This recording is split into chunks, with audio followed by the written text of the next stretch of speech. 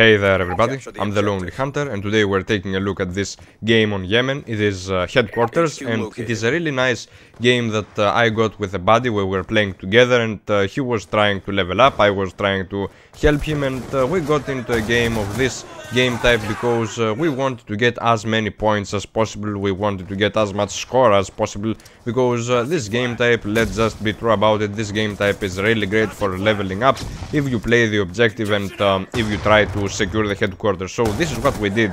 We gave the other team no ground to stand, we gave the other team no chances, no opportunities to win this game, and that is why they didn't secure any of the headquarters. We secured all of them, and it was pretty much of a domination. We dominated the other team and they weren't able to do anything at that point. And this is what I like to do in every match that it is objective oriented. Well, I have my times on S&D that I am trolling, I am joking around and I am having a really nice time, because there people are not in Xbox Live parties and they have their mics on, and sometimes there are some little kids that, you know, that they need to be trolled sometimes. So yeah, sometimes this happens. So on to this game right now. On this game, it was really surprising to find that people in pub matches can play the objective really good. And we weren't playing in a full party, it was just me and a friend. I didn't know any of those guys. As you can see, they are green on my screen, only one person, my buddy right there, is blue. So you can see that there are not many people in teams, and basically we didn't play against a clan. There were just a bunch of randoms, and they proved to be really great objective players. On the other side, there were other objective players on the other team that played really good, and you will see us struggle many times to secure the headquarters. So I gotta notice that in some maps, headquarters is unplayable. For example, for me, Cargo is one of the worst maps to play headquarters, just because there is one position for the headquarters that is on the middle of the map, and this is really difficult to capture, this is really difficult to secure, because people are on the balconies and people are on really closed areas securing this wide open area. So on Yemen there are not such things like that. There is only one headquarters, I think, that is inside, and all the others have almost 3 to 4 open routes that you can go and rush. So there are plenty of opportunities, there are plenty of possibilities to go there and rush the headquarters, and this is what we are doing this game, PTFOing all the way. That's how I like to play this game, that's how I like to play headquarters, and of course whenever I get the chance, to play like that in public matches, I do that, because it doesn't matter about the score per minute, it doesn't matter about the KD, it is all about playing the objective. And I didn't have a good KD on this match, I was standing on a 2 KD, because, you know, you see many games that people upload that they are kill whoring a lot, they are putting some beast gameplays like 100 plus, and they have some really great KDs, some 10, 20, 30 KDs, but for this game type and generally for objective game types, it really doesn't matter about that. Well, sometimes it does matter about the score per minute, but anyway, it's all about the victory, and it's all about how you handle each situation and how you handle each match. So whenever I die, you see right here, this is my buddy, he is just securing this position, and he is just trying to stop ongoing enemies. He doesn't want to move in and die right now, so he is just covering this area. So whenever I die, we may change to his perspective, and you will see that we are communicating a lot, we are talking throughout the game, and this is really nice to have in an objective game type. I see that many people in other game types just trash talk, or they just talk shit and they talk nothing about the game type. They just speak in order for them to be audible, and nothing to be particularly important about the game or to have a certain strategy or something. They are just joking around. Well, joking around is really great, but not in such objective game types, because it may ruin your game, and you may not have a great experience. You may be frustrated at the end of it. So you have to talk a bit about the game, you have to chat a bit, and this is why I like it when people play in clans. This is why I admire when people have clans, and this is the aspect that I love most about professional gaming and about, you know, about MLG and about competitive gaming in general, because people get together with a reason to play the game and win, and they play it in teams, and when they are in a team they cooperate, they communicate better, and basically they have a better win-loss ratio. And how can you lose when you are in a team and you're playing against a bunch of randoms, especially, you know, especially when you're playing in public matches and you play with a team? There is no chance that you can lose. And especially in Black Ops 2 you will notice that whenever you play with a team, the more people that are in your team, the slimmer the chances are that you will join people that are in full parties. So whenever you join a match, whenever you join a lobby, you will have less potential to join a full party and a clan. You know, it cannot be a clan war just like that. It cannot be that you will join a game type that you are 6 people in a lobby and then you will join other 6 people searching for a lobby. It will not be like that most of the times. And this is interesting because you will see that clans can dominate in Black Ops 2, and generally clans dominate in Call of Duty. So if you are not in a clan, be sure to be in a clan, be sure to become a clan member, because, or just be sure to play with some of your friends, be sure to party up when it comes to Black Ops 2, and be sure to party up when it comes to any first-person shooter, because they are mainly team sports, they are mainly team video games, and you will have to be with your friends, you will have to be together in order for you to have a better experience and in order for you not to get frustrated. And right now, this time, as you can see, the opponents are trying to push up, are trying to get the headquarters. At the beginning they were just going for the kills, and you will see that by the end of this game the enemies will have many kills, they will have a lot of kills, but this is not a result of teamwork, this is a result of just slaying, this is a result of paying the price of not capturing the headquarters, and this is what they get.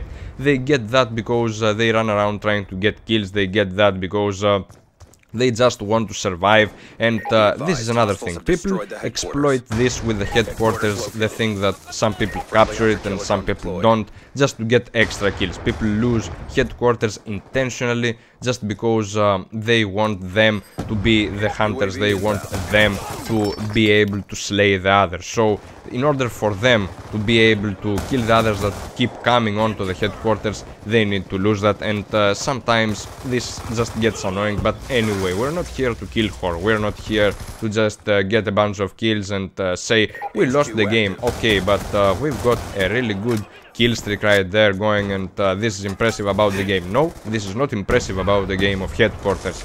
And as you can see, my setup right here is not peculiar at all. I am using a submachine gun. Well, on Yemen it can be kinda hard playing around with a submachine gun because Yemen is a really open map. I should have stayed there with a sniper, I should have stayed there with an LMG like my buddy did. He chose wisely with an LMG right there. I have to say he chose wisely with an LMG because it is really good to control high traffic areas, and by staying in choke points with an LMG such as the LSAT that he was using back then, it was amazing, it was really amazing. So now this is the last headquarters, if I am correct, because this headquarters right here is really hard to capture. It is really hard because the position is not beneficial at all, and I can keep going on and on about this exactly headquarters. It is hell going to this headquarters, because if you go to this headquarters location, then you are pretty much dead, because they are coming from everywhere. They are just, you know, they are just having their eyes on there, and there are too many routes that you can be flanked.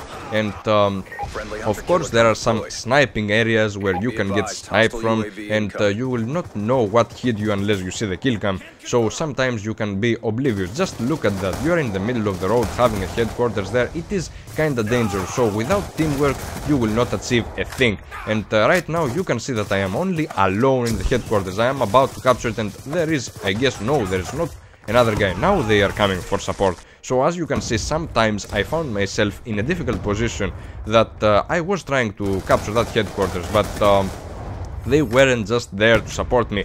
And you will see that in many pub matches, and you will see that those arrows, those green arrows are there just for an effect. They are not doing anything sometimes. But I am glad that this team played the objective pretty good, because sometimes that I was far from the headquarters because I was dead, I was kept in a distance because of that, and I couldn't run there. Sometimes they worked collectively and they tried to get the job done. So as you can see, the enemies are having the kill streaks up, the enemies are having an advantage. We are only rocking the UAVs right there, we don't have anything major or anything too powerful to battle them, but still we get the job done, and we prevent them from capturing. They could have done something really smart, putting the score streaks on the objective, and this is the best thing to go, because if you do that, then it is really easy, then it is piece of cake to secure an objective, because people who keep running in there will get killed.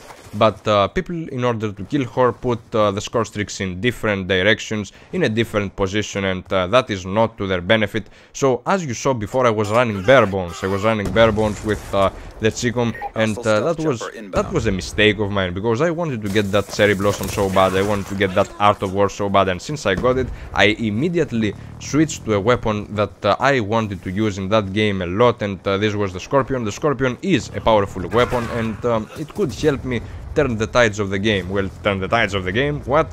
We weren't losing at all. But anyway, I wanted to do something better. I wanted to perform a little bit better, but I found out that even though I wasn't running with any attachments during the most part of this game, I didn't lose too much, and I didn't miss on a lot of things. So I didn't do anything, I didn't pay any huge price for not playing with attachments, without playing with perks or something, but yeah, sometimes I didn't get some captures just because of that, just because somebody threw a random nade, or just because somebody threw a shock charge there and got me off guard. So this is another thing to pay attention to, because you have to be fully armed when you're going for an objective. You have to just get the tactical mask on, you have to get the flak jacket on, you have to be fully prepared and fully aware of what's going on, because from the time that you are securing an objective, from the time that the announcer says that you are losing a flag, or that you are losing an objective, they secured this or they secured that, then be prepared to be soured by